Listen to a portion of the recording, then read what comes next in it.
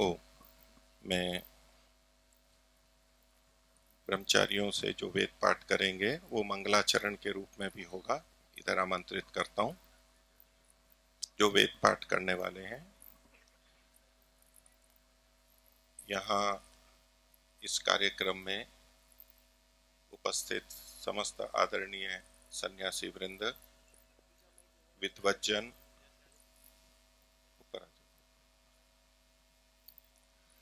संस्था के अधिकारीगण और आर्य जगत के शीर्ष संस्थाओं के मान्य अध्यक्ष महोदय, मंत्री जी और उपस्थित सभी धर्म प्रेमी सज्जनों, महानुभावों, स्वामी श्रद्धेय सत्यपति जी के द्वारा जहां दर्शन योग महाविद्यालय की प्रेरणा देके स्थापन किया गया, कश्यप जी आचार्य कश्यप जी, स्वामी सत्यपति जी ने आचार्य ज्ञानेश्वर जी को ये भी प्रेरणा दी कि आप संस्कृत का विद्यालय प्रारंभ कीजिए। तो दर्शन योग महाविद्यालय के साथ साथ वानप्रस्थ में कुछ कमरे थे, वहाँ संस्कृत का पठन पाठन प्रारंभ हुआ और वही गुरुकुल आगे बढ़ते हुए अभी कार्यरत है। हमारे बीच में कुछ ब्रह्मचारी हैं, उनसे मैं निवेदन करता हूँ वो पहले मंत्र पाठ करेंगे वेद मंत्रों का सस्वर पाठ ये ब्रह्मचारी करेंगे। पहले नासदीय सूक्त और फिर श्रद्धा सूक्त का। आप भी प्रभु की वाणी को सुनिए ध्यान से और प्रभु का स्मरण कीजिए। अथ नासदीय सूक्तम्।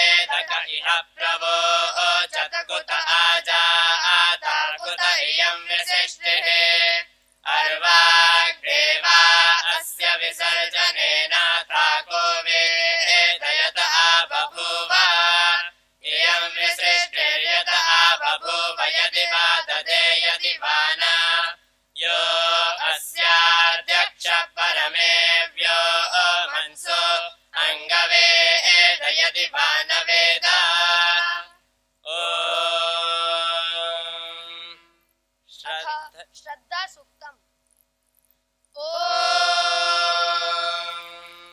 श्रद्धयाग्ने समिद्यते श्रद्धया आहूयते हविः श्रद्धां भगस्य मूर्धनि वचसा वेदयामसि प्रियं श्रद्धे ददत प्रियं श्रद्धे दिदा आसतः प्रियं भोजे भूजेषु यज्वस्मिदम् उदितम् कृते यथा देवासुरेषु श्रद्धामुग्रेषु चक्रिरे एयम् भूजेषु यज्वस्वस्माकमुदितम् कृते श्रद्धाम् देवा यजमाना वायुगो उपासते श्रद्धाम् हृदया अयागोद्या श्रद्धया विन्दते वसु श्रद्धाम् प्रातर्हवामहे श्रद्धाम् मध्यम् दिनम् परे श्रद्धाम् सूर्यस्य निमृते श्रद्धे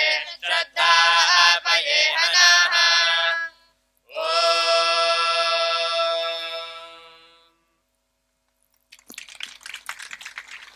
सभी ब्रह्मचारियों का बहुत बहुत धन्यवाद। और वेद पाठ के लिए यहाँ जो आचार्य जी हैं, आचार्य कश्यप जी हमारे सामने खड़े हुए हैं। यहाँ गुरुकुल में इन्होंने चारों वेदों का स्मरण कराने का काम प्रारंभ किया है और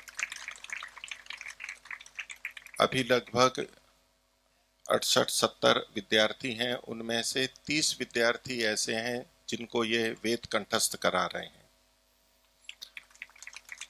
उनमें से ऋग्वेद के 8 ब्रह्मचारी हैं, यजुर्वेद के 10 ब्रह्मचारी हैं, सामवेद के 2 हैं और अथर्ववेद के 10 हैं। तो इनमें से बहुतों ने, कुछ ने आधा यजुर्वेद याद कर लिया है, कुछ सूक्त याद कर लिए, काफ़ी कुछ याद कर लिया है। और ये ब्रह्मचारी वेद को भी करते हैं, इसके साथ साथ संस्कृत का अभ्यास करते हैं, रचनानुवाद, कौमुदी, अष्टाध्यायी स्मरण करते हैं। और इनमें से कुछ विद्यार्थी प्रथमावृत्ति भी पढ़ रहे हैं जिन्होंने अष्टाध्यायी स्मरण कर लिए। तो वैदिक परंपरा में, आर्य समाज में इस तरह के कार्य दुर्लभ जैसे हैं। मैं समस्त ब्रह्मचारियों का और आचार्य जी का भी बहुत मान करता हूँ और आप सबसे इनके प्रोत्साहन की कामना करता हूँ। ये बहुत ही कठिन और कार्य है और ये चलता रहा तो आगे आर्य जगत में भी संपूर्ण वेद को कंठस्थ करने वाले अधिक विद्वान और व्याकरण दर्शन को जानने वाले भी विद्वान उपलब्ध हो सकेंगे। मैं सभी का बहुत बहुत धन्यवाद करता हूँ। ठीक। और ब्रह्मचारी निर्भय जी को मैं बुलाता हूँ। हमारे यहाँ के सबसे छोटे ब्रह्मचारी हैं जो कि 6.5 साल के हैं। अब माता पिता भी बैठे हैं, बच्चे भी बैठे हैं। आइए। और नचिकेता की कथा हमारे को याद हो जाती है। और बच्चों में नचिकेता में हठ होती है। आचार्य रविंद्र जी भी पीछे बैठे हैं, उन्होंने भी एक हठ की थी, ये भी नचिकेता के रूप में यहाँ आए थे। यहाँ नियम ये था कि दर्शन ही पढ़ाएंगे, व्याकरण यहाँ नहीं पढ़ाने का था। संस्कृत पढ़ा के दर्शन पढ़ाते थे। लेकिन इन्होंने ऐसी हठ की कि आचार्य जी को झुकना पड़ा। इन्होंने कहा नहीं, मैं ऐसे ही पढ़ूंगा। और यहाँ दर्शन योग महाविद्यालय में भी व्याकरण, महाभाष्य आदि का अध्ययन करने वाले आप प्रथम यहाँ के स्नातक थे और पहले एकमात्र। एक और, हाँ एक ही है, हाँ एकमात्र।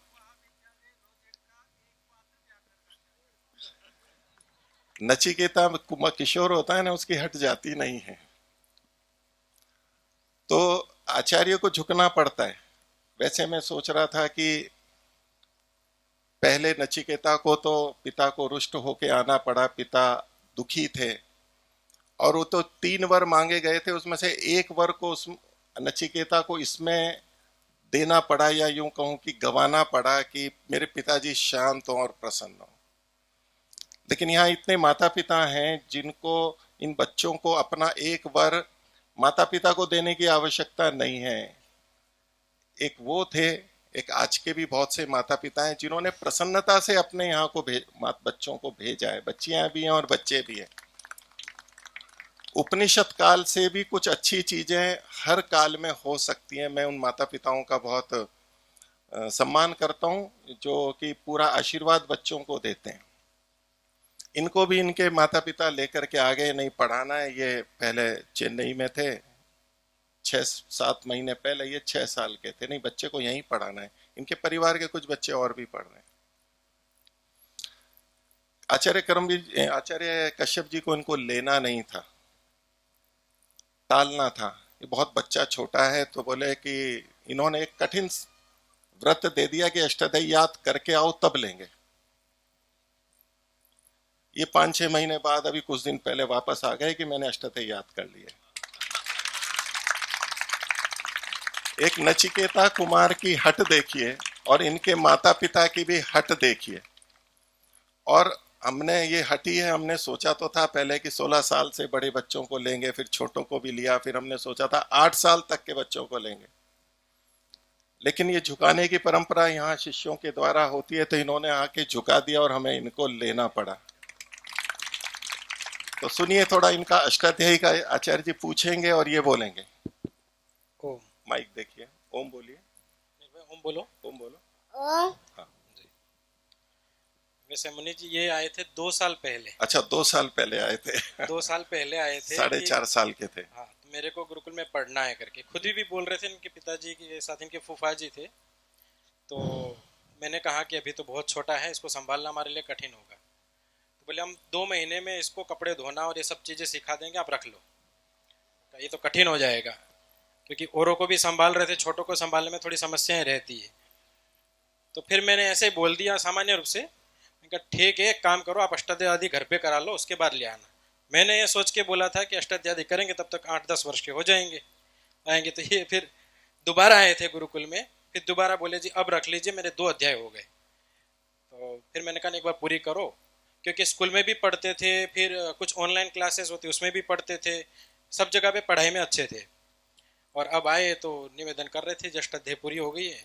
अष्टाध्यायी पूरी हो गई तो भी मैंने टालने का प्रयास किया। मैंने कहा ठीक है, रचनानुवाद कौमुदी में जो पीछे के शब्द रूप दिए हुए हैं, धातु रूप दिए हुए हैं, वो एक बार स्मरण करा दो, फिर विचारते हैं। वो भी करा दिए इन्होंने। तो फिर कहा कि अब ले लेते हैं। फिर मुनि जी से पूछा तो ठीक है, बोले वचन है तो ले लेते हैं। तो इन्होंने नहीं, लेना पड़ेगा। हाँ, लेना पड़ेगा। तो इन्होंने अष्टाध्यायी याद की हुई है। अभी अष्टाध्यायी नई है, कुछ कच्ची भी होगी, लेकिन देखते हैं, अभी प्रयास करते हैं कैसा करते हैं। ये प्रथम अध्याय शुरू से सुनाएंगे आप? हाँ। प्रथमोऽध्यायः प्रथमः पादः वृद्धिरादैश्च अदेङ्गुणः इगो गुणवृद्धेन धातुलोप आर्थधातुके किंगदिचा तृतीय पाद। निर्भय, दीर्घ। मैं बोलूंगा तो रुक जाना है, ठीक है? तृतीय अध्याय का तृतीय पाद। तृतीयोऽध्यायः तृतीयः पादः उणादयो उणादयो भूलं भूतेपि भूतेपि दृश्यन्ते भविष्यति उणादयो भूलं भूतेपि दृश्यन्ते भविष्यति गम्यादयः यावदुदाहरणे यावत् पुराणिपातयोर्लट्। यावत् प्राणिपातयोर्भाषा अष्टम अध्याय का चतुर्थ पाद सुनो। अष्टमोऽध्यायः चतुर्थः पादः रसाभ्यां नोणः समानपदे अट्कुप्पाङ्गनिव्ययेऽपि पूर्वपदात् संज्ञायाम्यः। ठीक है, ठीक है निर्भय जी, धन्यवाद। और आपका बीच में से पूछिए। और आचार्य रविंद्र जी कोई सूत्र बोलिए। चलो, तो बहुत बहुत बच्चे को उत्साहित आपने किया और आशा करते हैं ये आगे और बहुत अच्छे, इस बच्चों की स्मृति अच्छी होती है, इसीलिए बच्चों को भी लिया, इनको वेद का स्मरण होगा। तो बहुत बहुत इन्होंने ऋग्वेद भी कर रहे हैं अभी। अच्छा, ऋग्वेद कितना हो गया? ऋग्वेद का अभी शुरुआती ही है, लेकिन इसमें इन्होंने ऋग्वेद का चयन किया। ऋग्वेद किया तो ये संपूर्ण ऋग्वेद भी इनको स्मरण हो जाएगा। खुद ही ने चयन किया है। मैंने बोला तो बहुत बड़ा है, बोले बड़ा ही पहले कर देता हूँ। बोले देखिए, कठोपनिषद की कथा है, वो भी होती है कि यमाचार्य ने कहा कि ये दूसरा वर ले लो, ये ले लो, ये तो सबसे कठिन है। तो नहीं, मेरे को तो यही वर लेना है केवल। धन्यवाद बहुत बहुत। नहीं, इनके पिताजी नहीं है, इनके परिवार के बच्चे हैं। कौन कौन है परिवार के? और इनके जो संबंधित थे उन्होंने खुद ने बोल बोल करके पढ़ा है। ये 2 बच्चे भी हैं, और भी हैं कोई? हाँ, ये भी उसी परिवार के बच्चे हैं। ऐसे ऐसे परिवार के हैं जिन्होंने बच्चों को, बच्चियों को भेजा है। ठीक है, धन्यवाद। यहाँ एक छोटे ब्रह्मचारी हैं, माता पिता यहाँ आए हुए हैं। हाँ, आप उनको दो, उनको दो। अच्छा, मतलब कहाँ के रहने वाले? हरियाणा के। हरियाणा में कहाँ के हो? झज्जर के हैं। स्वामी सत्यपति जी भी झज्जर के ही थे। ठीक है, चलो। और यहाँ माता पिता बहुत से आए हुए हैं। एक समय देखिए कि जब हम आर्ष पाठ विधि के लिए बिना परीक्षा, जहाँ होती हो परीक्षा नहीं होती हो, बच्चों का मिलना दुर्लभ होता था। और अभी व्यवस्थाएं कुछ हो गई हैं, सुविधाएं हो गई हैं, और लोगों की, बच्चों की प्रेरणाएं, आचार्य लोग आ गए हैं। तो अभी हमारे को ये 70 हो गए, हमें और रोकना पड़ा। 30 बच्चे और आ सकते थे, क्योंकि खर्चे की भी व्यवस्था है, कैसे करें इनका, हमने कर तो लिया। मैं सोच रहा था कि हम यहाँ पर लेने वालों के बीच में बैठे हैं या देने वालों के बीच में बैठे हैं। ये जो कार्यक्रम चल रहा है, तो यहाँ लेने वालों के बीच में बैठे हैं या देने वालों के बीच में बैठे हैं।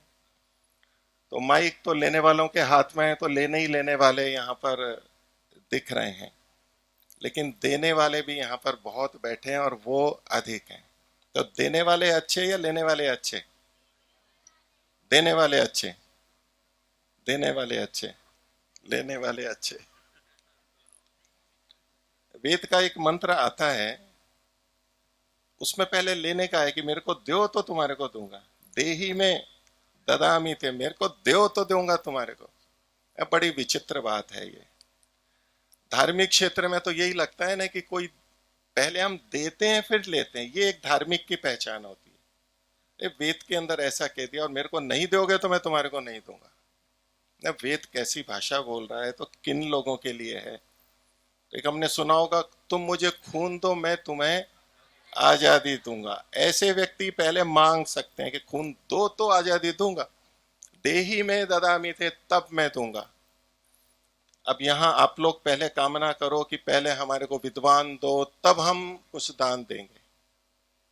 यहाँ हम लोग कह सकते हैं कि पहले आप दीजिए फिर हम आपको देंगे, नहीं तो नहीं दे सकते।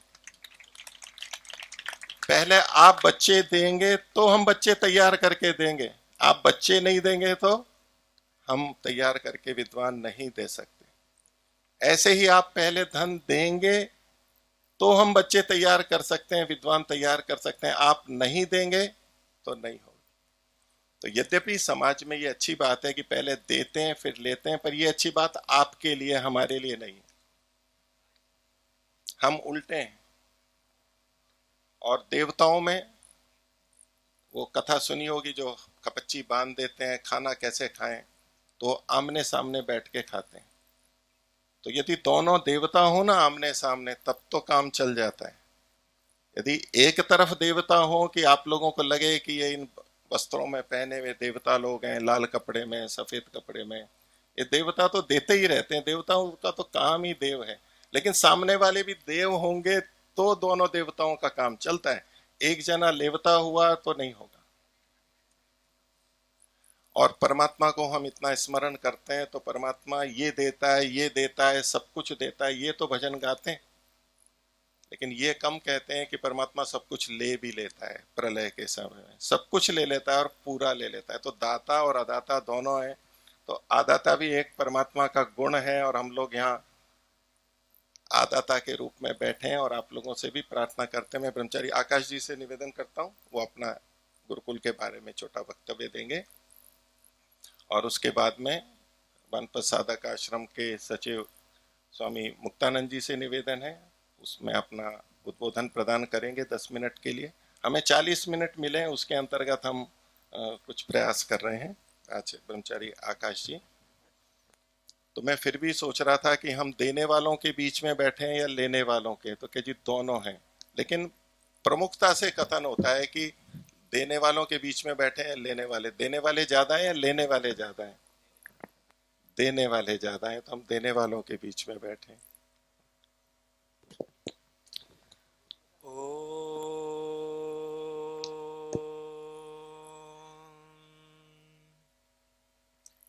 दर्शन योग महाविद्यालय एवं आर्ष कन्या गुरुकुल के वार्षिक महोत्सव में उपस्थित समस्त साधु सन्यासी वृंद, विद्वज्जन, समस्त अधिकारीगण, पूजनीय वंदनीय मातृशक्ति, समस्त श्रद्धालु जनों, प्रिय ब्रह्मचारीगण एवं ब्रह्मचारिणियों, सभी को मेरा सादर नमस्ते।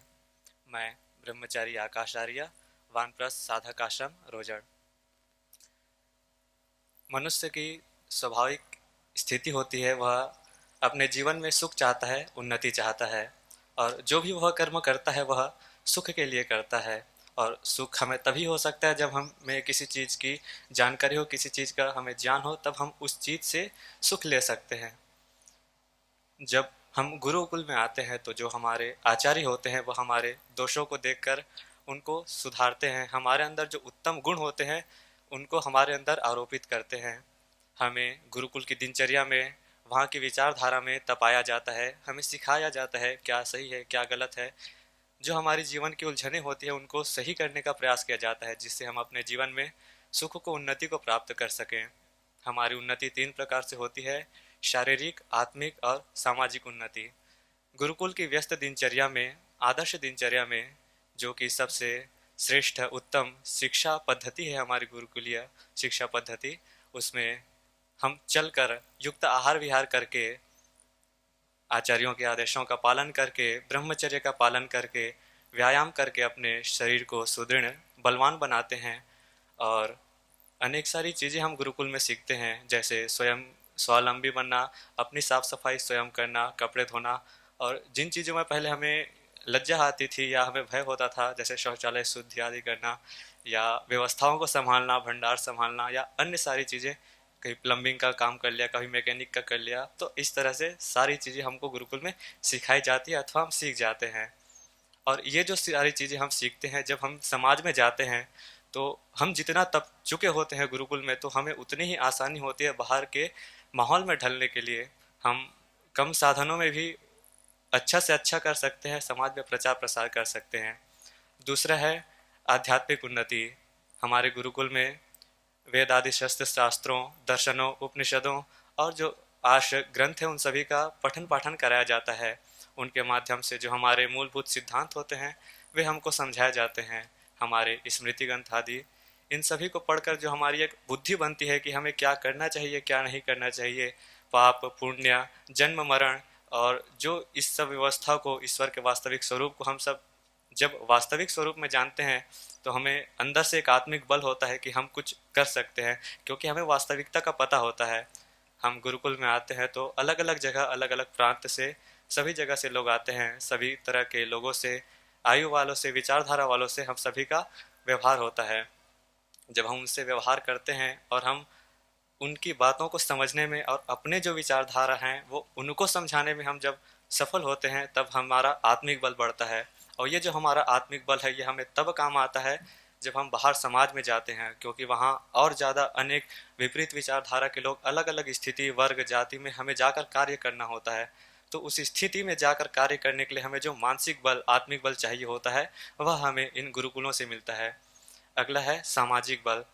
जैसा कि आपने अभी देखा, जो हमारे गुरुकुल के ब्रह्मचारी वेद पाठ कर रहे थे, ऐसे ही हम जो अपने गुरुकुल है उसमें जो हमारी प्राचीन परंपरा है उन सभी का रक्षण करते हैं, उनका संवर्धन करते हैं, उनको बढ़ाते हैं, शिक्षाओं को सीखते हैं। गुरुकुल में अनेक अनेक अलग अलग जगह से लोग आते हैं, तो हमारे गुरुकुल में सभी तरह के लोगों के जो आने के लिए जो अवकाश है वह खाली है। मतलब अर्थात ऐसा नहीं है कि हम इस वर्ग के या इस जाति के लोग को ही केवल पढ़ने का अधिकार देंगे, सभी को पढ़ने का अधिकार है। और वह व्यवस्था केवल गुरुकुलों में आपको मिलेगी। अगर आप बाहर जाते हैं तो जाति के नाम पे जो भेदभाव होता है, जो कट्टरता फैलाई जा रही है, तो समाज को तोड़ने का कार्य हो रहा है। तो हम अपने गुरुकुल के माध्यम से इन साधनों से हम एकता को प्रेरित करते हैं, उसको दिशा देते हैं। और जब हम यहाँ से बाहर जाते हैं तो हमने जो विद्या पढ़ी, जो हमारे आचरण में है, जो हमने सीखा, वो हम बाहर जाके दूसरों को सिखा सकते हैं, बताते हैं। उनकी जो जीवन की उलझनें हैं, पहले हम स्वयं की जीवन की उलझनों को सुलझाते हैं, फिर उनकी भी जीवन के उलझनों को सुलझाते हैं। जो अनावश्यक दुख है उससे हम अपने ज्ञान के माध्यम से उनको भी उन दुखों से बचा सकते हैं। उनकी उन्नति कर सकते हैं, सामाजिक कार्यों को और अच्छी प्रकार से कर सकते हैं। और जब हम इन कामों को बाहर समाज में जाकर करते हैं, लोगों का परोपकार करते हैं, तो उससे हमें यश, प्रतिष्ठा, सम्मान की प्राप्ति होती है और उससे हमारा सामाजिक बल बढ़ता है। तो ये जो 3 प्रकार के शारीरिक, आत्मिक और सामाजिक बल की प्राप्ति है, जिस प्रकार से गुरुकुल में यह प्राप्त की जा सकती है अथवा प्राप्त होती है, वह बाहर के अन्य किसी भी शिक्षण संस्था में जो महंगे से महंगे हों और उनमें आप कितने भी लंबे समय तक रह ले, तो आपकी वो उन्नति नहीं हो सकती जो आपकी अल्प समय में गुरुकुलों में रहकर हो सकती है। अतः आप सभी से निवेदन है कि आप सब भी अपने संतानों को गुरुकुल में भेजें और जिस भी माध्यम से आप इन गुरुकुलों का सहयोग कर सके, चाहे दान के माध्यम से, सेवा के माध्यम से अथवा समय देकर, ऐसे सभी को सहयोग प्रदान करें ताकि हम सभी बढ़ सकें और दूसरों को भी रास्ता दिखा सकें, स्वयं भी उत्तम जीवन जी सकें। हम सभी परमपिता परमेश्वर से सभी की जीवन की सुख की उन्नति की कामना करते हैं। मैं समस्त अधिकारियों का, प्रायोजकों का धन्यवाद करता हूँ, मुझे बोलने का अवसर प्रदान किया। सभी श्रोतागणों का भी धन्यवाद, आपने बड़े धैर्य पूर्वक मुझे सुना। मैं आप सभी का हृदय की गहराइयों से आभार व्यक्त करता हूँ। सबको सादर नमस्ते जी। ओम शांति। धन्यवाद। ब्रह्मचारी आकाश जी ने गुरुकुल के बारे में कुछ बताया। मैं आगे के लिए स्वामी मुक्तानंद जी से निवेदन करता हूँ, उनका समय भी इसी में है, वो अपना उद्बोधन प्रदान करेंगे। स्वामी मुक्तानंद जी वन प्रसादक आश्रम के सचिव हैं। इन दिनों आप पौंडीचेरी में वैदिक विद्या केंद्र, वहाँ पर आचार्य के रूप में, वहाँ जो आर्ष विभाग है उसके आचार्य के रूप में कार्यरत हैं, अपनी सेवाएं दे रहे हैं। पठन पाठन साधना आपका मुख्य विषय, प्रचार शिविर आदि है। तो स्वामी मुक्तानंद जी से निवेदन है, लगभग 10 मिनट उद्बोधन प्रदान करेंगे। ओम।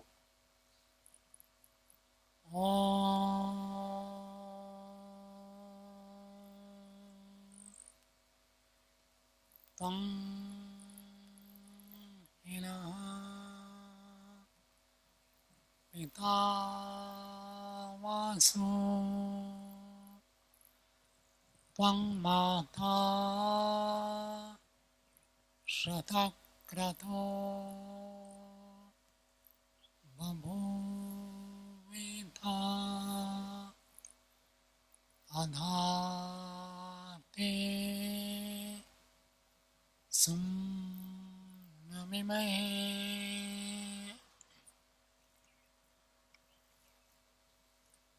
मंचासीन पूज्य गुरु जी, पूज्य संन्यास्त वृंद, आदरणीय मुनि जी, विद्वत्गण, आर्यवन के एवं आर्य समाज के मान्य पदाधिकारीगण,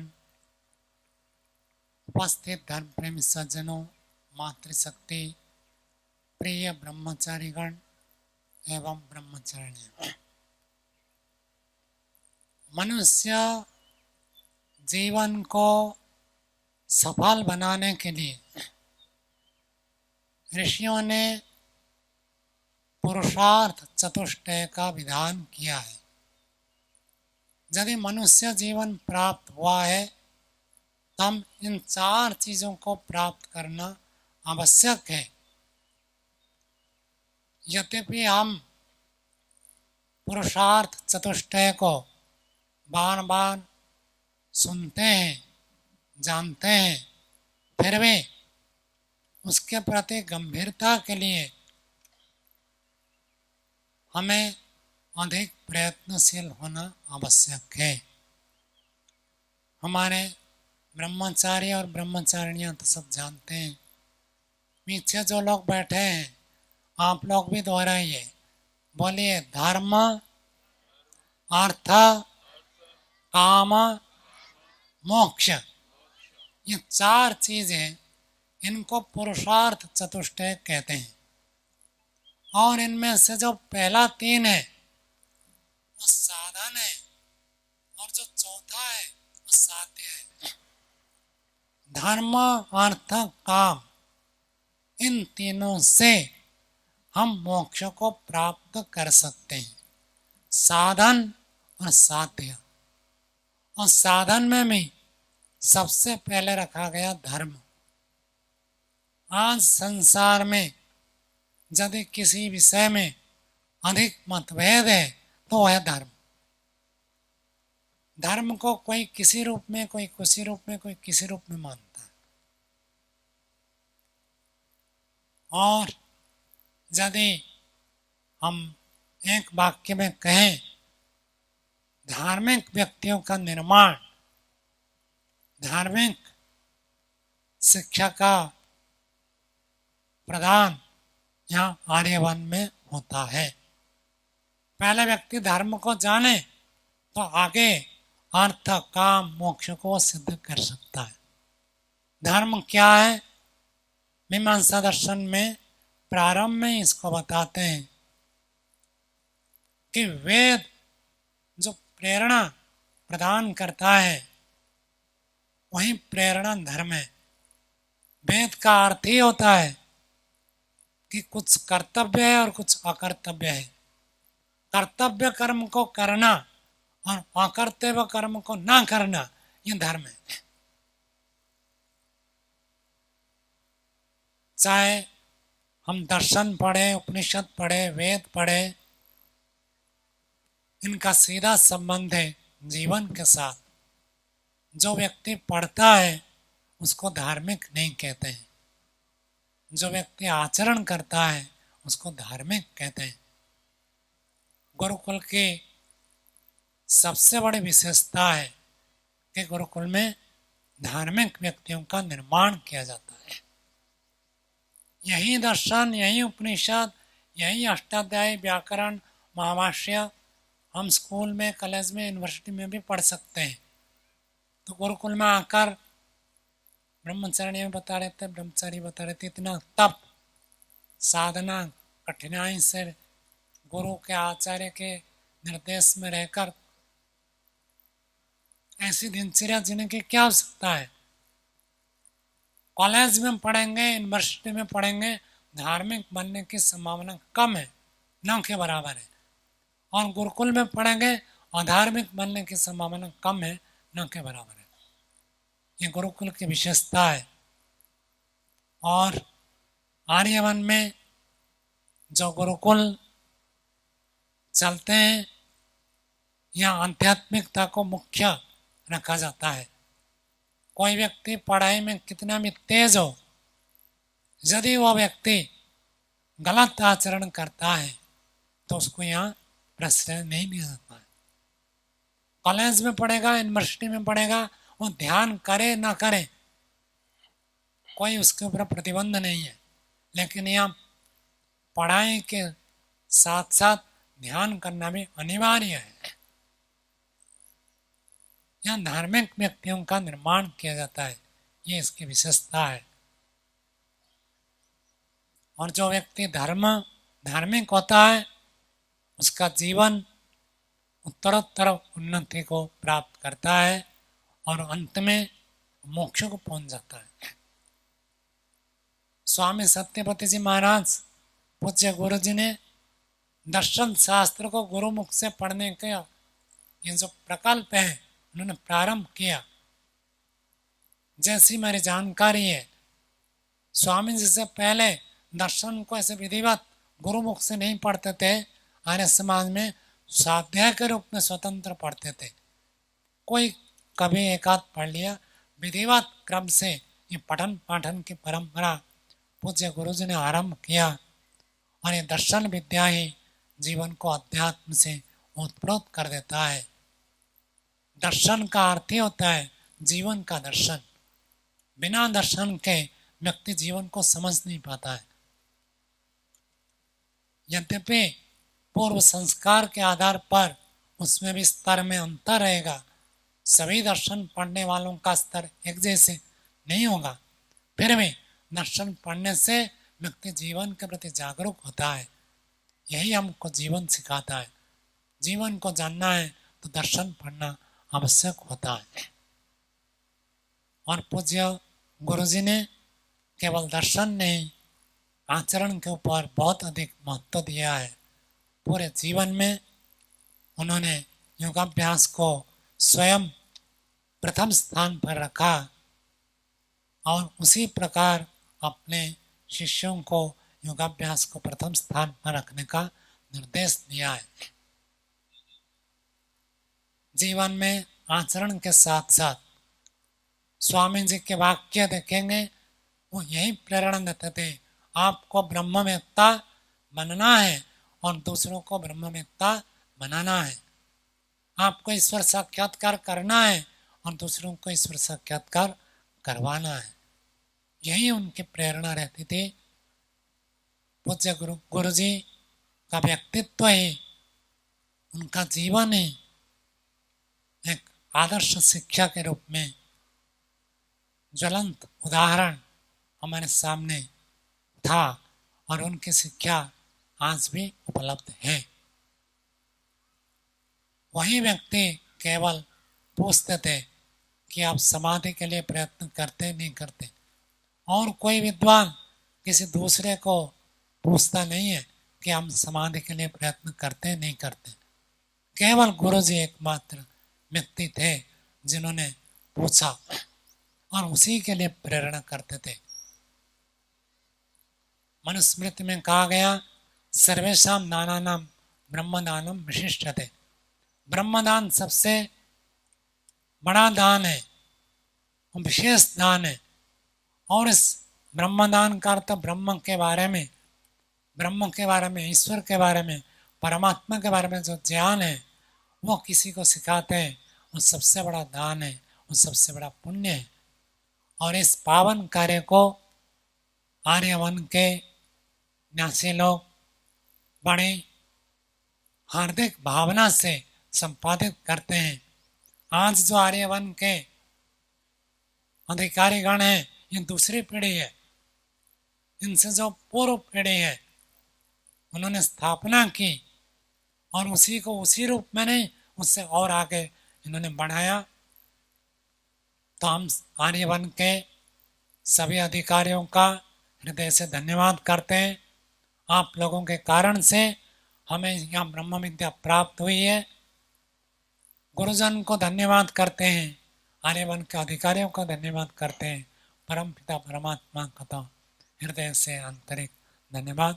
आप सभी लोग का धन्यवाद। ओम शांति। स्वामी जी का भी बहुत बहुत धन्यवाद। देने वाले अधिक हैं या लेने वाले, तो लेने वालों को तो लेने का ही रहता है। इन्होंने मेरे को आके कहा कि आपने 40 मिनट कहे दिए थे, लेकिन अगर आप कम समय भी लो तो भी अच्छा रहेगा। पर जो लेने वाले होते हैं वो उनको देना कठिन होता है, हम दे नहीं पाते हैं। 1.5 मिनट बचा है, उसमें मैं थोड़ी सी गुरुकुल की सूचना देता हूँ। इनको समय नहीं दे पा रहा हूँ मैं 40 मिनट में। हमारे यहाँ जो बच्चे हैं उनके लिए छात्रवृत्ति की हमारे को आवश्यकता है, न्यूनता है। जो बच्चे हैं वो 5 साल से छोटे, 5 ब्रह्मचारी 10 वर्ष से छोटे हैं, 10 से 13 वर्ष के 16 ब्रह्मचारी हैं, 13 से 18 वर्ष के 7-8 ब्रह्मचारी हैं और 18 वर्ष से बड़े बाकी के लगभग 40 ब्रह्मचारी हैं। राज्यों की दृष्टि से गुजरात तो पैसे के लिए जाना जाता है और सब कहते थे यहाँ ब्रह्मचारी नहीं है, लेकिन हमारे पास कितने ब्रह्मचारी होंगे गुजरात के? तो 16 ब्रह्मचारी गुजरात के हैं। तो गुजरात वालों ने ये सारी कमी पूरी की है और शायद पहला स्थान प्राप्त करें, क्योंकि अभी सबसे पहला स्थान उत्तर प्रदेश का है। उत्तर प्रदेश के हमारे पास 20 ब्रह्मचारी हैं।